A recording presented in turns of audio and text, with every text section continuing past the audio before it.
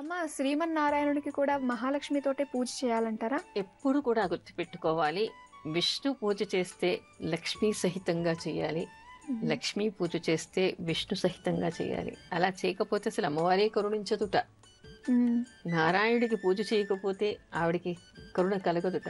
అందుకని తప్పనిసరిగా లక్ష్మీనారాయణులు ఇద్దరికి కూడా పూజ చేయాలి. అంటే వరలక్ష్మి వ్రతం చేసిన తర్వాత విష్ణుమూర్తి అష్టోత్తరం కానీ, సహస్రనామం కానీ, విష్ణు సహస్రనామం కానీ, కనీసం ఏదైనా విష్ణు స్తోత్రమైనా చదువుకొని ఆయనకి కూడా ఒక 2 తులసి దళాలు 2 పువ్వులైనా పెట్టి ఆ ఇద్దరికీ కలిపి మాత్రమే పూజ చేయాలి. అలాగే వరలక్ష్మి వ్రతం రోజు ఏ స్తోత్రాలు చదివితే మంచిదంటారు? లక్ష్మీ అష్టోత్తరం చేయవచ్చు, లక్ష్మీ కవచం చదవవచ్చు, లక్ష్మీ సహస్రనామం చేయవచ్చు, శ్రీ సూక్త పారాయణం చేయవచ్చు, నారాయణ హృదయం, శ్రీ హృదయం పారాయణ చేయవచ్చు, కనకధార స్తోత్రం చదవచ్చు. ఏది చేత కాకపోతే కనీసం లక్ష్మీ అష్టోత్తరం, ఇది కనీసం కాదు, లక్ష్మీ సహస్రనామం ఎలాంటి ఫలితాన్ని ఇస్తుందో అష్టోత్తరం కూడా అంతకంటే అధికమైనటువంటి ఫలితాన్ని ఇస్తుందిట. అమ్మ ఇప్పుడు అనీష్ అనే కాలర్ లైన్ లో ఉన్నారు, వారితో మాట్లాడదాం. అలాగే. హలో హలో హలో నమస్కారం అండి. నమస్కారం అండి. అనీష్ పేరు మీద రిజిస్టర్ చేసుకున్నారు. ఒకసారి బర్త్ డీటెయిల్స్ కన్ఫర్మ్ చేసుకుందాము. ఓకే. ఏప్రిల్ 13, 1996 అవునండి. రాత్రి 2:25 అంటే తెల్లారితే 13వ తారీఖున తెల్లవారుజామున 2:25 సిద్దిపేటలో పుట్టారు. అవునండి. ఓకే అండి, సమస్య ఏంటో చెప్పండి మేడంతో. చెప్పండి. ఇప్పుడు డిఫెన్స్ లో జాయిన్ చేసామండి తమ్ముడిని, కానీ ఇంకా రిజల్ట్ ఏమొస్తలేదు. 2-3 ఇయర్స్ అవుతుంది. అసలు ప్రాబ్లం ఏంటి అని. డిఫెన్స్ లో జాయిన్ చేశారా? అవునమ్మా. అంటే అక్కడ రిజల్ట్ రావట్లేదంటే ఫెయిల్ అవుతున్నాడా? 2-3 మార్క్స్ లో వెళ్ళిపోతుంది.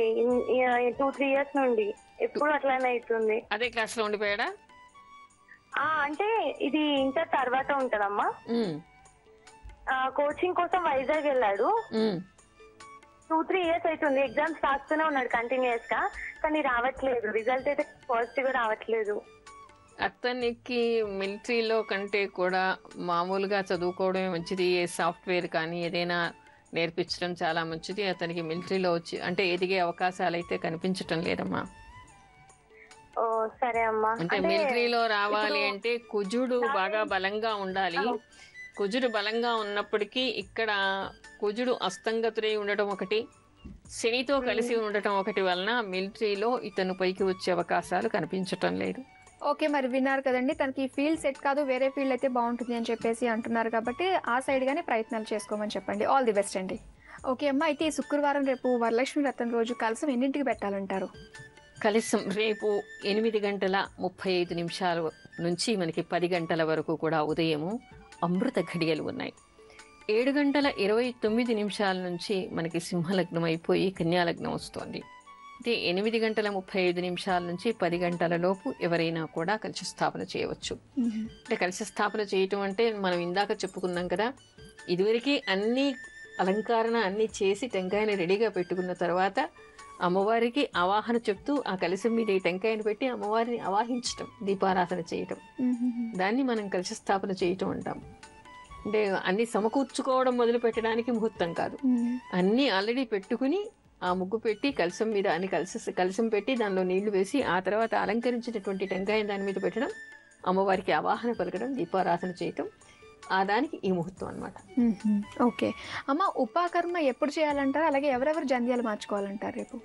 ఉపాకర్మ అనేటువంటిది శ్రావణ పౌర్ణిమ రోజు చేస్తారు. అది ఎవరికి చేస్తారంటే కొత్తగా ఉపనయనం అయినటువంటి వాళ్ళకి చేస్తారు.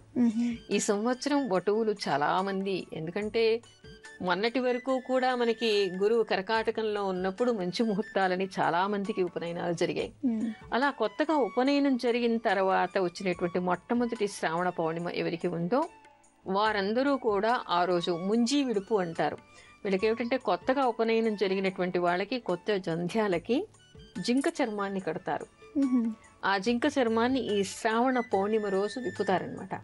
ఆ తర్వాత సామూహికంగా కానీ లేదా వారికి ఒకరే కానీ ఇంట్లో బ్రాహ్మణ ముఖంగా చిన్నపాటి హోమం ఉంటుంది.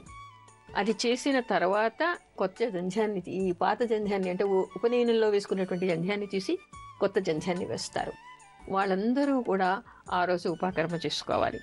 అంతేకాకుండా ఎవరెవరికి ఉపనయనం అనేటువంటి పద్ధతి ఉందో, ఎవరెవరికి జంధ్యం వేసుకునేటువంటి అలవాటు ఉందో, అంటే ఆనవాయితీ సంప్రదాయం ఉందో, వాళ్ళందరూ కూడా, అంటే కొత్తగా ఉపనయనం అయిన వాళ్ళు మాత్రమే కాదు, జంధ్యాన్ని ధరించే ప్రతి వాళ్ళు కూడా శ్రావణ పౌర్ణిమ రోజు తప్పనిసరిగా కొత్త జంధ్యాన్ని వేసుకోవాలి.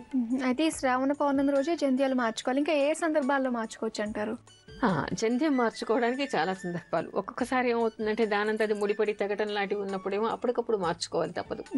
కానీ ఎప్పుడైనా ఒకసారి శవాన్ని తాకుతూ ఉంటారు, అంటే స్నేహితులు కానీ, ఇరుగింట్లో కానీ, పొరుగింట్లో కానీ ఎక్కడైనా వెళ్ళినప్పుడు శవాన్ని తాకి వచ్చినప్పుడు, లేదా మైల పట్టినప్పుడు, ఎవరైనా తమ ఇంట్లో వాళ్ళు కానీ బయట వాళ్ళు కానీ పోయినప్పుడు 11-10 రోజులు మైల పడుతూ ఉంటారు.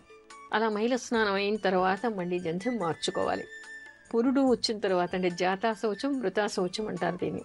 అలా పురుడు వచ్చినప్పుడు కూడా 11 రోజుల తర్వాత ఈ జంధ్యాన్ని మార్చుకుంటూ ఉంటారు. తర్వాత ఋతుక్రమంలో ఉండేటువంటి స్త్రీని తాకినా కూడా తర్వాత స్నానం చేసి ఈ జంధ్యాన్ని మార్చుకోవాలి.